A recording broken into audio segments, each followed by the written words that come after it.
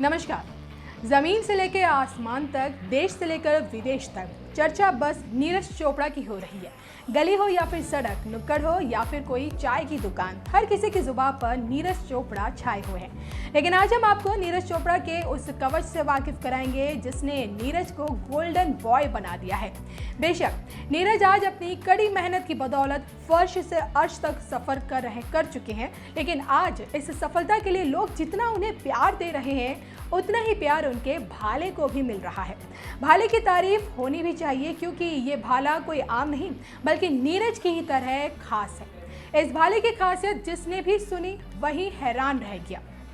लेकिन क्या आप जानते हैं नीरज ने जिस भाले को फेंका उसकी कीमत और उसकी खासियत क्या है? उसका वजन कितना था? किस तकनीक से फेंकने पर वो 87 मीटर से ज्यादा दूरी तक पहुंचा? आज इन तमाम सवालों के जवाब आपकी तरह हर कोई जानना चाहता है। तो सबसे पहले बात करते हैं नीरज चोपड़ा के उस भाले की कीमत की जिसे फेंककर उन्होंने देश को एथलेटिक्स में पहला स्वर्ण पदक दिलाया है। इस एक भाले की कीमत करीब 1,10,000 के आसपास है। स्पोर्ट्स अथॉरिटी ऑफ इंडिया के मुताबिक नीरज चोपड़ा के पास ऐसे 4 भाले हैं जिनसे वो लगातार प्रैक्टिस कर रहे थे और इन चारों की कुल कीमत 4,35,000 रुपए से भी ज्यादा थी। लेकिन एक समय ऐसा भी था कि जब नीरज के पास जेवलिन खरीदने के लिए पैसे बिल्कुल नहीं हुए। शुरू में हमारे को भी अटपटा लगा क्यों हमारे को ना तो जेवलिन देखा था ना हमारे को उसकी कीमत का पता था। तो इन्होंने बताया कि भाई इतने की आती है, वहाँ पे देखेंगे एकदम तो हम प्रोवाइड करवा नहीं पाएंगे। क्यों एक मजदूर टाइप में अगर आदमी काम करता है, ओपन फील्ड में काम करता है, तो उसमें इतने ज़्यादा पैसे नहीं कमा पाता। भाई एट ए टाइम उसकी ख्वाहिश पूरी हो जाए, इतने साहूकार हम लोग थे नहीं भाई, जिस टाइम लड़के ने बोला और हमने उसी टाइम पूरा कर दिया। तो माँ भाई तेरे को इंतज़ार करना पड़ेगा, इतना कुछ हम एकदम कर नहीं पाएंगे। भाई ये बच्चे में होता है कि भाई पता नहीं करवाएंगे नहीं करवाएंगे, तो थोड़ी बहुत तो डिस्टर्बेंस होती है। लेकिन इतना नहीं था कि कुछ लोग थोड़ा थोड़ा बढ़ा गए उसको फिर ज़्यादा बड़ी करते हैं। तो देखो दिक्कतें तो आती हैं जब किसी नए फील्ड में जाते हैं ना, दिक्कतें आती हैं। अच्छा, आपने एक बहुत अच्छी बात ये कही है कि किसी प्लेयर को तैयार करने के पीछे बहुत मेहनत और बहुत सारा खर्च होता है।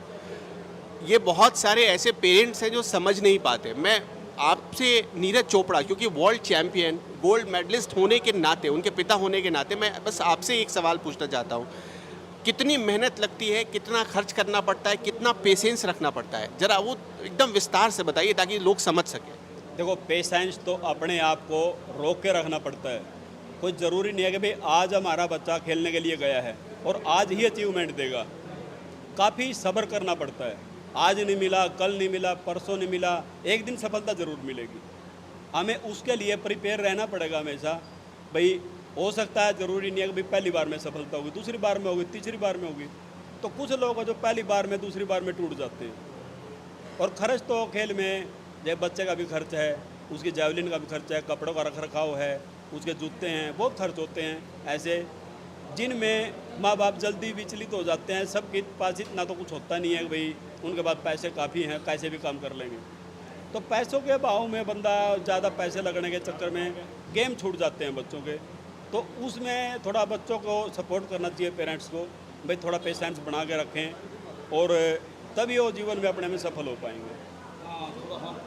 तो इतनी कुछ कमी होने के बावजूद भी नीरज ने कभी हार नहीं मानी और वो आगे बढ़ते चले गए। चलिए अब आपको बताते हैं कि भाई नीरज चोपड़ा के भाले का वजन कितना था जिन्होंने उसे इतनी दूर फेंक दिया।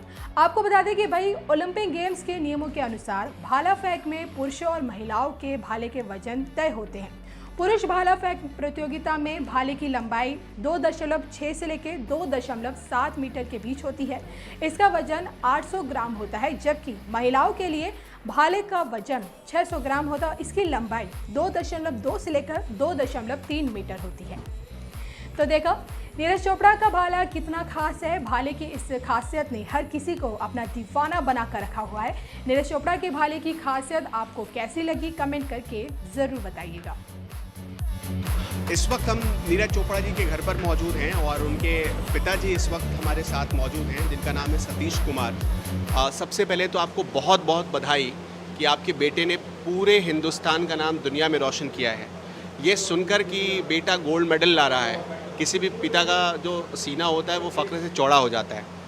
जब बचपन में वो पढ़ाई छोड़कर खेलने की तरफ गए तो क्या कभी आपने रोका या कभी मना किया या आपने प्रोत्साहित किया? और नहीं, ऐसा कुछ नहीं है। पढ़ाई में भी वो बढ़िया था और उसके साथ साथ उसका शरीर थोड़ा भारी था, तो उसको शरीर को शेप में लाने के लिए जिम में भेज दिया उसको। तो जिम से पास में स्टेडियम पड़ता है पानीपत में, शिवाजी स्टेडियम, 15-16 किलोमीटर दूर पड़ता है मेरे गांव से। मेरे गांव के आसपास तो कोई सुविधा है नहीं स्टेडियम की, भाई यहाँ बच्चे अपना काम कर सकें, तो वहाँ भेजना पड़ता था, जिसमें हमारे को ट्रैफिक की भी दिक्कतें होती थी थोड़ी बहुत। बाकी फिर भी सफ़र उसका ठीक रहा। उसको इसमें स्टेडियम में दोस्त मिले, 12-14-15 बच्चों का ग्रुप था, जिसमें जयवीर था बिंजोल से लड़का। वो काफ़ी पुराना था, 5-4 साल पुराना, तो वो बेहतर था, वो जेवलिन थ्रो ही करता था। तो उसने अपने वाले गेम में उसकी ट्राई करवा के देखी, दोस्त बन गए तब तक वो, भाई तो हमारे वाला गेम करके देख। तो उसमें जो उनकी सोच थी उसके अनुरूप उसने बेटर किया अपना, तो उनको लगा कि ये बच्चा अच्छा कर पाएगा। भाई जो स्टार्टिंग में बताने के बाद ही इतना बढ़िया थ्रो कर रहा है, तो ये आने वाले टाइम में बहुत बढ़िया करेगा। तो उन बच्चों ने हमारे को समझाया, फिर हमें तो पता भी नहीं था जेवलिन का, इधर तो कोई सुनने में नहीं है। हमने भी ज़िंदगी में पहली बार है ये सुना है कि भाई जेवलिन भी होती है। ये भी बच्चे ने जब ये दिखाया, जैसे अपलोड करके वीडियो लेके आता था कि भाई पापा ये चीज़ है वो जी, ये फेंकने के बाद ये ऐसे फेंकना पड़ता है, इतने में मेडल होता है, ये होता है। तो माँ भी देख, हमें तो पता नहीं है, तेरा मन अगर है तू अपना बेटर कर सकता है, तू इस रेंज में लग जा और अपना काम कर। अच्छा, दादी एक हमने बात ये सुनी कि बहुत मोटे थे, बल्कि थे मतलब, तो इस वजह से बहुत दिक्कतें आती थी, गांव में लोग उन्हें चिढ़ाते थे। ये क्या सच है कि उनको बोलते थे ऐसा सरपंच जी, नेताजी, मास्टर जी, ऐसा कुछ करके?